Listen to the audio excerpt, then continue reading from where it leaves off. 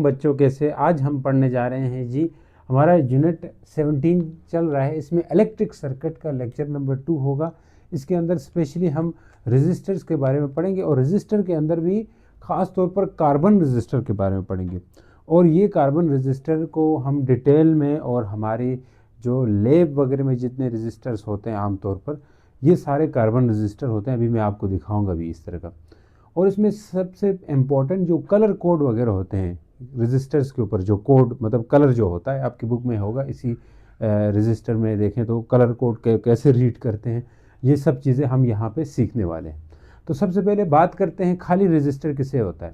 देखो, register basically एक electrical component है। इलेक्ट्रिकल कंपोनेंट हर वो चीज़ है जो इलेक्ट्रिक सर्किट में यूज़ होती है, इस्तेमाल होती है, लग सकती है।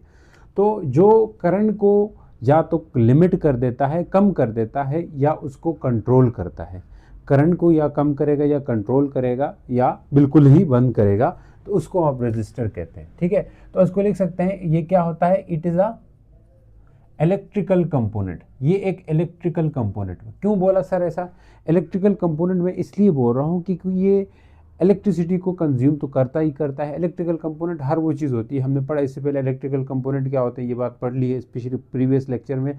और कितने तरह के इलेक्ट्रिकल कंपोनेंट्स होते हैं ये सब हम वहाँ करके आ चुके हैं। तो भाई ये भी एक इम्पॉर्टेंट चीज़ है कि इलेक्ट्रिकल कंपोनेंट क्या होते हैं और किस तरह के इलेक्ट्रिकल कंपोनेंट है ये बताओ, तो वो हम डिस्कस कर चुके हैं। तो मेरे बच्चों, यहाँ पे इलेक्ट्रिकल कंपोनेंट होता है, रेजिस्टर भी क्या है, इलेक्ट्रिकल कंपोनेंट है, जो कि क्या करता है, जो या तो कम कर देगा, लिमिट कर देगा, विच लिमिट, या फिर कंट्रोल करेगा दी फ्लो ऑफ करंट, यानी कि flow of current in circuit. हाँ, करंट की स्पेलिंग क्या है, CURRENT, current in a circuit. तो इसको क्या बोलते हैं जी, इसको हम बोलते हैं रेजिस्टर। और भी डेफिनेशन अलग अलग हिसाब से बनती है, लेकिन ये आपको ठीक है। और भी अगर चाहिए तो मैंने ये बात यहाँ पे आपके नोटबुक में लिख दी है, यानी कि नोट्स में। अब बात करते हैं रेजिस्टर्स। रेजिस्टर बेसिकली हम कह सकते हैं ये एक पैसिव कंपोनेंट है। हमने इलेक्ट्रिकल कंपोनेंट में पढ़े थे, दो तरह के इलेक्ट्रिकल कंपोनेंट होते हैं। किसी ने नहीं आए हैं बच्चे यहाँ पे तो देख लें, इलेक्ट्रिकल कंपोनेंट को हमने दो हिस्सों में बांट दिया था। इलेक्ट्रिकल कंपोनेंट को दो हिस्सों में, प्रीवियस लेक्चर में हमने ये बात की थी। पहले तरह का जो इलेक्ट्रिकल कंपोनेंट होता है वो है active electrical component. Active component, हाँ एक्टिव रहता है यो। और दूसरा है जी पैसिव कंपोनेंट। अब एक्टिव कंपोनेंट और पैसिव कंपोनेंट में क्या फ़र्क है? एक्टिव कंपोनेंट जैसे हमारे पास जो इलेक्ट्रिसिटी को, पावर को जनरेट करते हैं, प्रोड्यूस करते हैं, जैसे जो सेल हो गया आपका, ये एक्टिव कंपोनेंट है। बैटरी आपका एक्टिव कंपोनेंट है। और जनरेटर भी, जनरेटर जैसे इलेक्ट्रिकल जो AC जनरेटर होता है, ये आप पढ़ेंगे आगे, ये सब एक्टिव कंपोनेंट होते हैं। पैसिव कंपोनेंट में क्या आता है, जैसे आपका रजिस्टर पैसिव है। क्यों है? क्योंकि जो इलेक्ट्रिसिटी को कंज्यूम करे, यूज़ करे, यूटिलाइज करे, वो हमारे पास क्या होता है, पैसिव कंपोनेंट, जिसमें हमारे पास रजिस्टर आता है, इसके अलावा बल्ब आता है, इसके अलावा वगैरह वगैरह जो भी आप, पंखा जो भी है। तो ये आपके पास पैसिव कंपोनेंट आ गए जो इलेक्ट्रिसिटी को कंज्यूम करते हैं एक तरह से। ठीक है सर। तो अब यहाँ पे हम ये बात कर रहे हैं कि जो रजिस्टर है ये पैसिव कंपोनेंट है। क्या है जी? रजिस्टर क्या है? ये एक पैसिव कंपोनेंट है। क्यों है? क्योंकि रजिस्टर पैसिव कंपोनेंट अगर है तो मैं कह सकता हूँ, अगर ये पैसिव कंपोनेंट होने की वजह क्या है, बिकॉज इट यूज इलेक्ट्रिसिटी या इलेक्ट्रिकल एनर्जी। ये इलेक्ट्रिकल एनर्जी को क्या करता है मेरे दोस्त, यूज़ करता है, इसलिए हम इसको क्या बोलते हैं, पैसिव कंपोनेंट बोलते हैं। अब इसमें हमने सबसे इंपॉर्टेंट, रेजिस्टर बहुत तरह के होते हैं, लीनियर, नॉन लीनियर, आगे हम पढ़ेंगे, हमारे नेक्स्ट लेक्चर इसी के ऊपर होगा। तो हम यहाँ पे जो रेजिस्टर तो बहुत तरह के हैं, लेकिन जो मोस्ट कॉमन रेजिस्टर है जो हमारे इलेक्ट्रॉनिक्स, जो इलेक्ट्रिकल सर्किट के अंदर सबसे ज़्यादा यूज़ होता है, वो होता है कार्बन रेजिस्टर। कौन सा रेजिस्टर? Carbon resistor. तो इसको स्पेशल हम पढ़ने वाले हैं कार्बन रेजिस्टर, क्योंकि हमारा ये लेक्चर ज़्यादातर इसी के ऊपर होगा। आम रेजिस्टर तो आपने सीख ही लिया क्या होता है। तो कार्बन रेजिस्टर क्या है, पहले मैं आपको ये दिखा दूं कार्बन रेजिस्टर, फिर मैं आपसे आगे शुरू करता हूँ। बहुत ज़्यादा यूज़ तो होता ही हो, मैं लेके दिखा देता हूँ, एक मिनट रुको, बने रहो बच्चों। हाँ जी बच्चों, ये आपका क्या है, कार्बन रेजिस्टर है। और नज़र और ये ब्लर हो रहा है, ये होता है कार्बन रेजिस्टर, कलर कोड है, ठीक है। जो बस नज़र आ रहे हैं तो गुजारा कर लो। और ये कैमरा इधर है, ये होता है कार्बन रजिस्टर। ठीक है, तो ये कार्बन रजिस्टर है आपका। ठीक, तो ये होता है मोस्ट कॉमन रजिस्टर होता है, ये मोस्ट कॉमन रजिस्टर है। कैसा रजिस्टर? मोस्ट कॉमन रजिस्टर होता है। ये एक मोस्ट कॉमन रजिस्टर है जो कहाँ यूज़ होता है? मोस्ट कॉमन है जो यूज़ होता है, कहाँ पे यूज़ होता है? इन इलेक्ट्रिकल, स्कूल वगैरह में भी आपके यही, स्कूल नहीं लैब वगैरह में होता होगा। In electrical and electronic component, electronic circuit, जो इलेक्ट्रॉनिक सर्किट्स हैं इसके अंदर ये बहुत ज़्यादा यूज़ होता है, बहुत ज़्यादा यूज़ होता है। अब देखो इलेक्ट्रॉनिक सर्किट आपका क्या आता है, इलेक्ट्रॉनिक सर्किट कहाँ होता है? जो आपका सबसे पहले कंप्यूटर के अंदर सर्किट होता है वो भी आपका इलेक्ट्रॉनिक सर्किट है। फिर इसके अलावा मोबाइल फ़ोन जो है उसके अंदर भी आपके पास इलेक्ट्रॉनिक सर्किट ही होता है। और इस मोबाइल, अब यहाँ पे तो ये इस तरह का है, लेकिन इससे भी छोटे छोटे रजिस्टर होते हैं आपके मोबाइल फ़ोन के अंदर, कंप्यूटर के अंदर, लैपटॉप के अंदर, जो कि कार्बन रजिस्टर की तरह है, कार्बन रजिस्टर ही है एक तरह से। तो उनको हम यूज़ करते हैं बहुत ही ज़्यादा, कार्बन रजिस्टर्स को। क्यों करते हैं, क्या फ़ायदा है, एडवांटेजेस क्या है? Why we use carbon resistor most common in our daily life, क्यों हम ज़्यादा यूज़ करते हैं? ऐसे सवाल पूछ सकते हैं, क्यों ज़्यादा यूज़ किया जाता है? तो इसके 3 तरह के रीज़न्स हैं जो आपके बुक में हैं, उन्हीं के हिसाब से हम चलते हैं। तो ये आप इम्पोर्टेंस लिखें, इम्पोर्टेंस या एडवांटेजेस कह लें किसकी, कार्बन रजिस्टर की। इसकी इम्पोर्टेंस क्या है वो हम लिखते हैं। इम्पोर्टेंस क्या कुछ होगी कार्बन रजिस्टर की इम्पोर्टेंस, या इसको आप एडवांटेज भी कह सकते हैं। क्या एडवांटेज है? तो सबसे पहले है क्रिस क्रॉस करते हैं जी। सबसे पहला जो एडवांटेज है कार्बन रजिस्टर का, वो एडवांटेज इसका रहता है क्या है मेरा दोस्त, यानी कि ये आपके पास कॉस्ट इफेक्टिव है। क्या है? कॉस्ट इफेक्टिव है। क्या है? कॉस्ट इफेक्टिव रजिस्टर होता है। मतलब कॉस्ट इफेक्टिव का मतलब क्या है, ये टर्म, ये वर्ड यूज़ किया जाता है। कॉस्ट इफेक्टिव का मतलब है they are very cheap to make, मतलब बहुत सस्ते होते हैं बनाने में, बहुत पैसे नहीं लगते हैं, तो थोड़े पैसों में बहुत ज़्यादा बना सकते हो। ये रजिस्टर आप जो मैंने अभी आपको दिखाया ना, ये आप 5-10 रुपए के 5-6 दे देगा आपको दुकान वाला। हाँ हाँ सच में, तो मतलब इतने सस्ते रजिस्टर होते हैं क्योंकि ये बहुत सस्ते होते हैं, तो इसलिए कॉस्ट इफेक्टिव है। They are very cheap to make. ठीक है, अगर बनाने में सस्ते हो गए तो हमें हमें इसकी कीमत भी सस्ती होगी, यानी हमें भी सस्ते मिलेंगे। वैसे बनाने में सस्ते होते हैं, तो जब कोई चीज़ बनाने में कम पैसे लगते हैं तो उसके बनाने वाले भी आगे सस्ता ही बेचते हैं। ठीक है, तो इसलिए हम कह सकते हैं जैसे पाकिस्तान में नमक जो है ज़्यादा है, तो इसलिए नमक सस्ता भी मिलता है चीनी के कंपैरिजन में। तो जो चीज़ ज़्यादा होती है या जो चीज़ सस्ती पड़ती है वो सस्ती आगे सस्ती मिलती भी है। तो कास्ट इफेक्टिव है ये, तो ये लफ्ज़ लिखते हैं कास्ट इफेक्टिव। दूसरा जो रीज़न है ये रिलायबल है। क्या मतलब है इस बात का? देखो ये थोड़ी हाई वोकैबुलरी है, लेकिन रिलायबल का मतलब ये है, रिलाई से निकला है। मैं रिलाई नहीं कर सकता भाई, मैं तेरे ऊपर रिलाई नहीं कर सकता, ऐसा बोलते हैं ना। इसका मतलब ये है कि उस पर भरोसा, यानी इसको भी हम इसके ऊपर भरोसा कर सकते हैं, कार्बन रजिस्टर के ऊपर, यानी कि इट इज़ अ रिलायबल, या it works consistently for a long time. ये काफ़ी लंबे अरसे तक चल सकता है अगर आप इसको सही तरह यूज़ करते हैं, उस तरह वो नहीं करते हो। तो इसलिए ये कंसिस्टेंट है टू यूज़ या to work for a long time, बड़े लंबे अरसे तक इसको हम यूज़ कर सकते हैं। भाई मैंने बहुत इजी वर्डिंग में लिखा है ये आपको, ताकि आसान रहे। ये नोट्स भी आपको मिलेंगे मेरे बच्चों। नोट्स कैसे मिलेंगे सर? व्हाट्सएप चैनल में जाओ, एक तो आपके मेन चैनल की जो डिस्क्रिप्शन है इसी चैनल में, उसमें जाएंगे तो आपको वहाँ व्हाट्सएप चैनल की लिंक मिलेगी, वहाँ से फिर आप इंडिविजुअल हर टीचर से जो आपको खासतौर पर फिजिक्स केमिस्ट्री बायो पढ़ाते हैं सबसे कनेक्ट हो सकते हो। कनेक्ट कैसे होना है? अगर आप चाहते हो मैं व्हाट्सएप ग्रुप में आके कनेक्ट हो जाऊं, तो भी आपके लिए वो रास्ता भी है। दूसरा कनेक्ट होने का रास्ता आपका इंस्टाग्राम है, वहाँ पे जाके टीचर्स को मतलब आप डीएम करके पूछ सकते हैं सवाल वगैरह, कि सर हमारा ये सवाल है कि हम ये पूछ रहे हैं आपसे, हमें नहीं समझ आई, तो आप कर सकते हो। ये आपके लिए एक मौका मिल रहा है। तो आप डीएम या व्हाट्सएप ग्रुप में ऐड होने के लिए 0317591858 इस आप नंबर पे क्या करें, रब्ता करें, और आप कहें कि हम पीडीडब्ल्यू क्लास 9-10 से पढ़ते हैं, और साथ में अपनी जो डीएमसी है जिस भी क्लास के है, 10th क्लास है, 9th क्लास की, तो उस DMC को भी आपने साथ में भेज देनी है। और सर अगर हम आपसे पूछें सवाल, तो पूछने के तरीके जो है आप व्हाट्सएप ग्रुप में जाएं, वहाँ पूछ लें, नहीं तो अगर आप DM करके, DM मतलब आप जो पेज जो क्वेश्चन है आपको नहीं समझ आया, जो न्यूमेरिकल है आपको नहीं समझ आया, तो आप क्या करो, आप जाओ इंस्टाग्राम पे, एक तो एकेडमी का वो है PDW क्लास 9-10, और दूसरी जो बात है, आप टीचर से भी कनेक्ट हो सकते हो, यानी कि अगर मुझसे कनेक्ट होना है, YASSER Yasir AHMED AHMED Ahmad PDW ये लिखोगे तो मेरा वो आएगा। वैसे इस तरह स्पेलिंग नहीं होती, मैंने थोड़ा स्टाइल मारी है, ठीक है, ऐसे।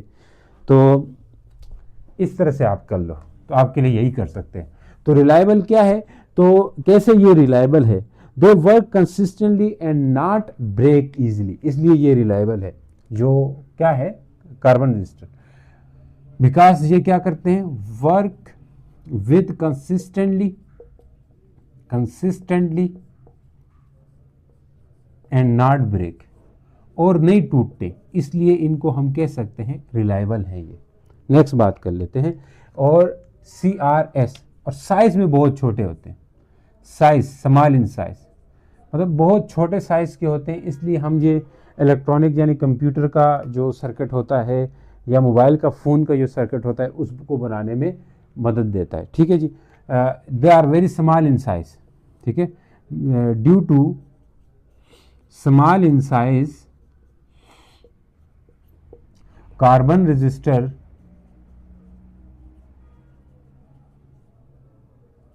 आर easily used in, अपनी वर्डिंग में लिख रहे हैं, easily used in electronic circuit, बस इलेक्ट्रॉनिक सर्किट्स, लेकिन दूसरे ये इलेक्ट्रॉनिक सर्किट में इजीली यूज़ किया जा सकता है, तो ये इसके एडवांटेज है। अब क्या और पढ़ाएंगे सर, इसका स्ट्रक्चर पढ़ाते हैं। स्ट्रक्चर की बात आपकी बुक में थोड़ी बहुत की है, तो हम स्ट्रक्चर भी देखते हैं क्या है इसका स्ट्रक्चर, कि किसका स्ट्रक्चर, यानी structure of carbon register, short लिखते हैं, स्ट्रक्चर ऑफ कार्बन रजिस्टर। फिर इसका जो कलर कोड है ना, इसकी तरफ भी जाते हैं। कार्बन रजिस्टर, अब कार्बन रजिस्टर में स्ट्रक्चर कैसा होगा, ध्यान से सुनना। अब ये कार्बन रजिस्टर में खास तौर पर जो स्ट्रक्चर है, इसके अंदर 3-4 मेन चीज़ें हैं। सबसे पहले इनर कोर है, जिसे हम क्रेमिक मटेरियल का बना होता है, इनर कोर। इसमें कुछ 3-4 चीज़ें हैं, उसमें से पहला है क्रेमिक कोर, क्रेमिक कोर। क्रेमिक एक मटेरियल होता है या इंसुलेटर होता है, उसका कोर होता है, यानी इनर पार्ट होता है। जो कार्बन रजिस्टर का जो इनर पार्ट है वो है क्रेमिक का होता है, मतलब एक इंसुलेटर बना। इंसुलेटर देखो, इंसुलेटर फ्लो नहीं करवाता करंट को। अब रजिस्टर का काम भी है करंट को रोक देना, लिमिट करवाना, कंट्रोल करना। तो ये खुद अंदर वाला जो हिस्सा है वो किसका बना देते हैं, इंसुलेटर का बनाते हैं, रजिस्टर का अंदर वाला हिस्सा। अब देखिए रजिस्टर देखने में ऐसा लगता है, अब ऐसे होता है, लेकिन फिजिकली ऐसा नहीं होता। फिजिकली अब आपने देखा कलर कोड कार्बन रजिस्टर किस तरह का होता है, लेकिन आप सर्किट में बनाते हो तो ये ऐसा बनाते हैं। ये हम पिछले वाले लेक्चर्स में देखे थे। तो जो इनर होता है, जो अंदर वाला इनर पार्ट होता है किसका, कार्बन रजिस्टर का, वो किसका होता है, वो होता है मेड अप ऑफ क्या, मेड ऑफ, बोलो जी, मेड ऑफ क्रेमिक इंसुलेटर। क्रेमिक इंसुलेटर का ये बना होता है, समझ चुके हो। इंसुलेटर का होने से क्या फ़ायदा होगा, एक तो ये करंट अच्छे से कंडक्ट नहीं करेगा, और इधर से ही रेजिस्टेंस मिलनी शुरू हो जाएगी करंट को, इधर से ही करंट मतलब रेजिस्ट होगा या कंट्रोल होगा या लिमिट हो जाएगा। नेक्स्ट बात, और इसमें क्रेमिक कोर के अलावा और क्या चीज़ होती है जी, और इसमें जो है वो है आपके पास कार्बन फिल्म होती है। इसके ऊपर क्या होती है, कार्बन लेयर। कार्बन लेयर क्या होती है देखें, फिर उसके बाद कार्बन लेयर या फिल्म, मतलब जो क्रेमिक कोर है वो रेप्ड होता है, रेप मतलब उसको लपेटा होता है कार्बन लेयर से। कार्बन लेयर से उसको सराउंड किया जाता है, मतलब सबसे अंदर वाला कोर जो इनर पार्ट है, सबसे अंदर वाला हिस्सा है वो क्रेमिक का है, और क्रेमिक खुद भी क्या है, इंसुलेटर है। इंसुलेटर होने का मतलब वो करंट अच्छे से कंडक्ट नहीं करेगा, लेकिन उसके ऊपर जो लेयर चढ़ा दी जाती है वो कार्बन की लेयर होती है। कार्बन की लेयर और क्ले होती है। कार्बन लेयर एंड क्ले भी लिखें। क्ले मतलब यानी कि मट्टी। अब क्ले और कार्बन लेयर का बहुत अहम रोल है यहाँ पे। किसी भी रेजिस्टेंस को बढ़ाने या कम करने में इन दोनों का बड़ा रोल होता है, एक कार्बन लेयर, एक क्ले। अब देखें तो हम ये लिख सकते हैं इनर पार्ट जो है वो सराउंड किया होता है किससे, मैंने ये या रेप किया होता है या लपेट रखा होता है किससे, कार्बन फिल्म और क्ले से। ठीक है, इज ए सराउंडेड बाय या रेप बाय, रेप वो वाला नहीं है, रेप RAPP रेपर से है ना, rape by carbon film and clay. अब क्यों दोनों से होता है? अगर हम कार्बन, देखो अब इसका थोड़ी केमिस्ट्री जाननी पड़ेगी। कार्बन आपको हमेशा सॉलिड फॉर्म में, मतलब लिक्विड में भी होता है लेकिन सॉलिड फॉर्म में होता है। आपने शायद 9th क्लास में कार्बन के एलोट्रोपिक फॉर्म पढ़ी होंगी। उस एलोट्रोपिक फॉर्म में आपने ये कहा था जो कार्बन है वो सॉलिड फॉर्म में होता है, यानी डायमंड, ग्रेफाइट, बकीबाल, ये वाली चीज़ें। अब ये जो क्ले कार्बन है एक तरफ, वो आपके पास हो गया, एक क्ले हो गई। तो क्ले आपके पास किसकी बनी होती है? मुख्तलिफ मेटल्स हो सकते हैं या मुख्तलिफ एटम्स हो सकते हैं। तो इन दोनों में से रेजिस्टेंस किसकी ज़्यादा होगी? क्ले की ज़्यादा होगी, कार्बन की कम होगी। कार्बन भी एक तरह से मान ले सेमीकंडक्टर कहें या आप इंसुलेटर की तरह होता है। लेकिन यहाँ पे अगर हम कंसंट्रेशन हाई होगी, इफ़ कार्बन C कंसंट्रेशन क्या हो, high, then resistance of resistor will be low. याद रखें, कार्बन की कंसंट्रेशन हाई हो तो देन रेजिस्टर की जो रेजिस्टेंस है वो लो हो जाएगी।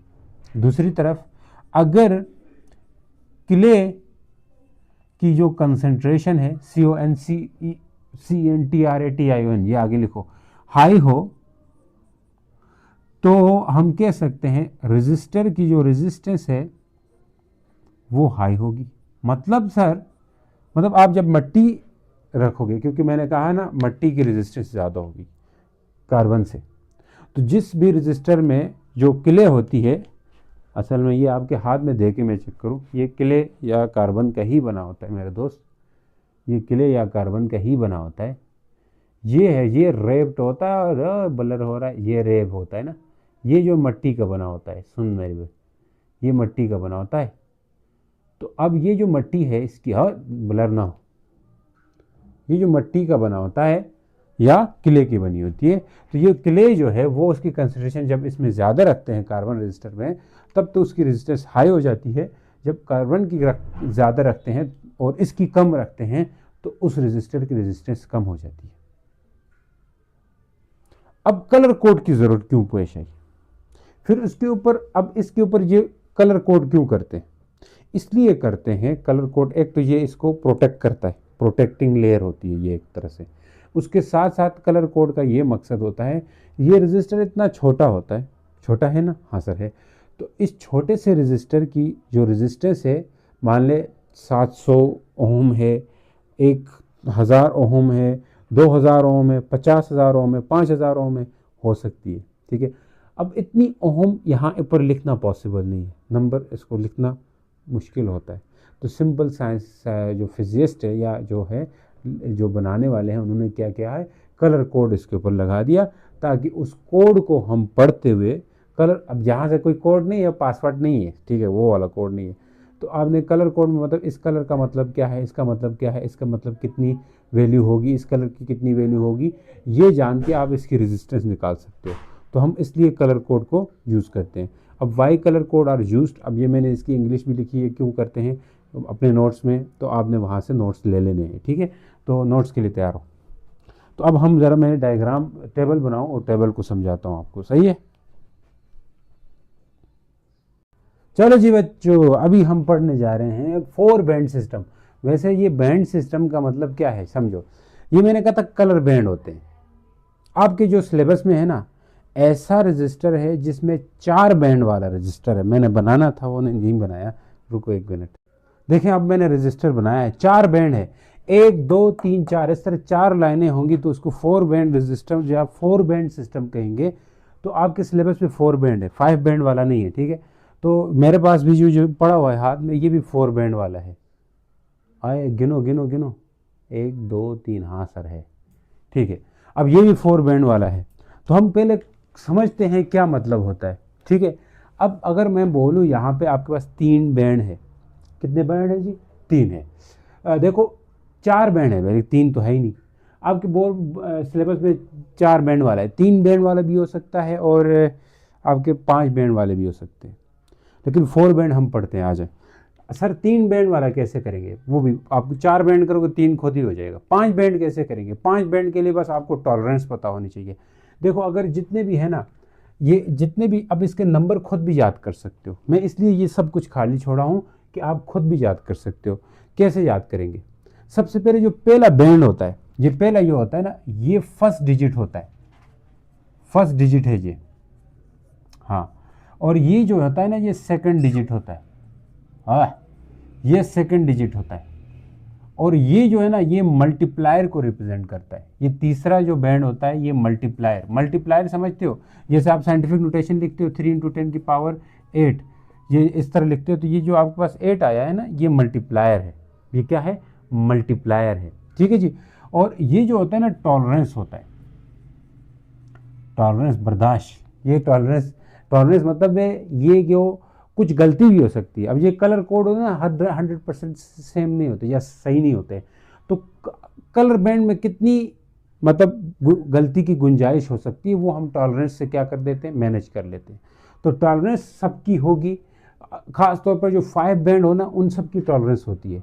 4 बैंड में जो टॉलरेंस है ना, वो सिर्फ और सिल्वर, गोल्ड और कलरलेस की टॉलरेंस होती है, बाकी किसी की टॉलरेंस नहीं होती। आपकी बुक में यही दिया हुआ है। सिल्वर की जो टॉलरेंस है ना, ये ±0.5%, यानी 5% टॉलरेंस होती है। गोल्ड की जो है ना, ± आई थिंक 10% है। और जो कलरलेस होता है उसकी जो टॉलरेंस है वो 20% होती है।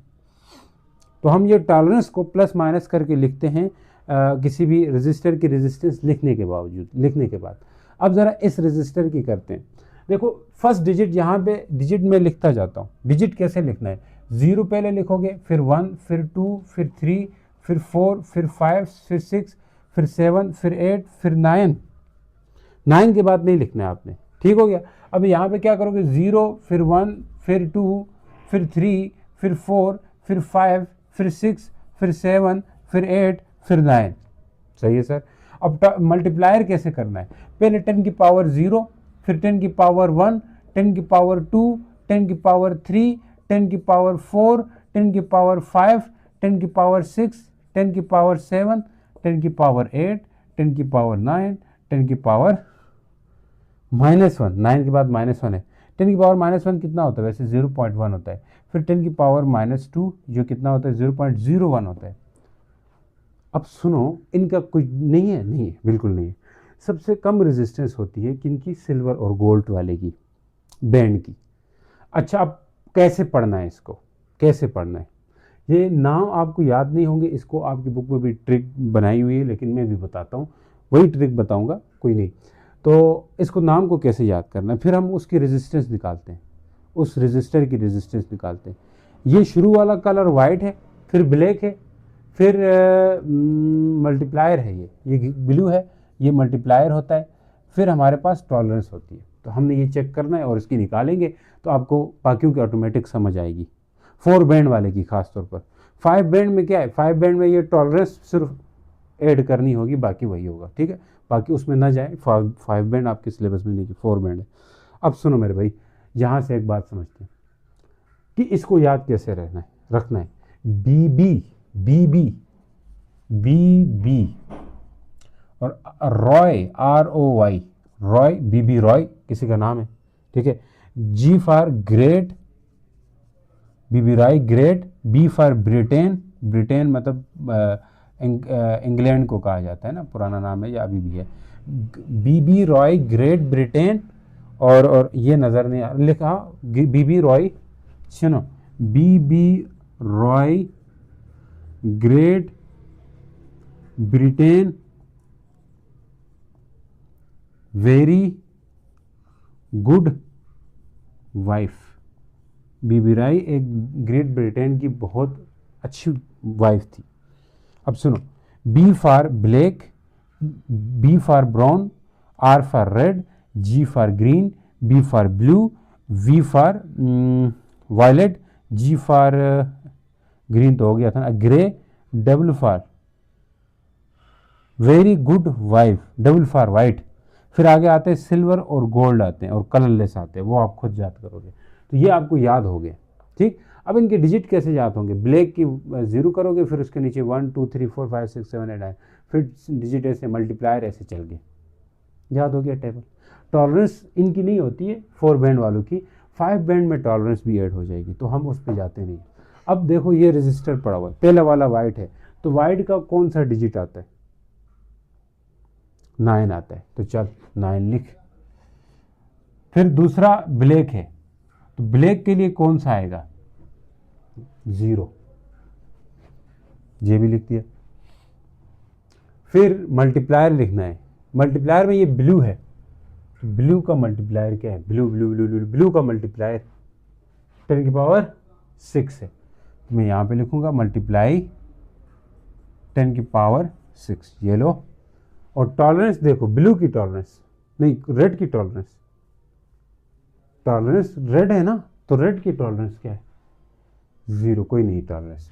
तो ये इतने ओहम हो गया, 90 मल्टीप्लाई 10 की power 6 ohm, mega ohm, 90 mega ohm, ये इसकी रेजिस्टेंस है, जो हमने खुद एक रेजिस्टर बनाया। बिल्कुल सही।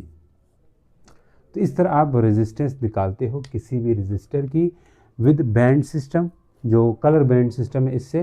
तो आप किसी और की भी निकाल लो, ठीक है, यहाँ पे कलर चेंज करते रहो और रेजिस्टेंस निकालते रहो। तो कार्बन रेजिस्टर बहुत तरह के होते हैं, तो कलर को इस तरह रीड करके आपको ये पेपर में दे सकते हैं। इस तरह का एक रेजिस्टर देंगे पेपर में, सुनो, और कहेंगे what will be the resistance, find resistance और एक्सप्लेन करो, इस तरह की चीज़ दे सकते हैं, क्योंकि ये आपके एसएलओ का हिस्सा है, तो इसको आप जाने मत दे।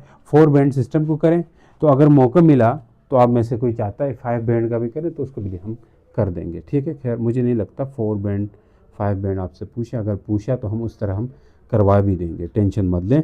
तो अभी के लिए जो बुक में है वो चीज़ें करते हैं, बुक ख़त्म हो जाए उसके बाद दोबारा से देखते हैं पूरे चैप्टर को सही से वन शॉट बना के। तो शुक्रिया बच्चों, आप लोगों का भी प्यार दिखाते हो, मज़ा आता है पढ़ाने में भी, तो और हम मन लगा के दिल लगा के पढ़ाएंगे। तो आपने भी दिल लगा के अपनी पढ़ाई करनी है, छोड़नी नहीं है। पढ़ाई को ऐसी चीज़ है ना, पढ़ाई कहीं ना कहीं काम आ ही जाती है यार। आप सोचते हो कि हम पढ़ाई ना करके भी खुश रह सकते हैं, भले आप अभी के टाइम पे खुश रहें, लेकिन इसका रिग्रेट जो पढ़ाई ना करने का है ना, ये आपको सारी ज़िंदगी देता रहेगा। अब आप खुद नहीं पढ़ेंगे, कल को आप अपने छोटे बहन भाइयों को कह दोगे कि आप पढ़ लो, हमने नहीं पढ़ा, हमें इस चीज़ का वो हो रहा है। तो आपने ऐसा पूरी ज़िंदगी के लिए अपने अंदर एक ऐसा रिग्रेट बनने नहीं देना, उसके लिए आपने अभी से मेहनत करनी है। पढ़ाई करो यार, थोड़ा ऐसा होता है ना, पढ़ाई करने से आपका एक हाव नाव हो जाती है, दुनिया को जानने लग जाते हो पढ़ाई के ज़रिए। तो पढ़ाई ही आपके पास वाहिद ज़रिए है जिसको आप करके मतलब बहुत कुछ अचीव कर सकते हैं। बेशक आप ये वाली पढ़ाई करके ही आपकी आंखें खुलती है। आप दूसरी, आपको इस उम्र में ना आप सोच रहे होंगे कि हम नहीं पढ़ाई करते, आपको स्कूल वाली पढ़ाई या दूसरी इस एजुकेशन से दूर रख के आपको कहीं और तरफ कर देना, तो आप और ऊट पटांग चीज़ें करने लग जाओगे।